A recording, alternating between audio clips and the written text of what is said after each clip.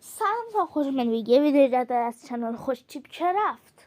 دوستان اون بازی رو حتما دیدین توی یا اینستا که میگن لایک کن و فالو کن ساب کن، بعد برای 6 نفر بفرست و اینو بزنی یه بازی بالی عجیب غریبی میاد. همش دروغه، میخوام واقعیشو براتون بیارم. این بازی اینجوریه که از ماینکرافت باید دانلودش کنی که راحت میتونی با همین بازی رو کنی. خیلی باحالم هست.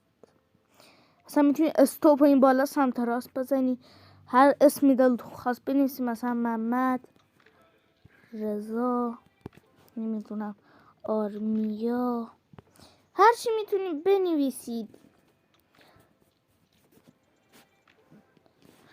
مثلا میتونیم هر خطیش کنید صفحه نورانی شه، بعد ولش کنیم رو باز شه.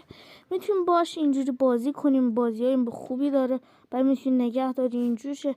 تازه یه دونه نیست، مختلفه. میاین یه جا اولی رو میزنیم، این هست، این هست، این هست که خیلی باله، این هست، این هست، این هست، این هست، این هست، این هست، این هم هست. بقیه‌اش هم باید برین نمیدونم مرحله برین رول چیکار کنین که بتونین درست کنین. مثلا اینجوری خیلی باله، خیلی باحاله همش.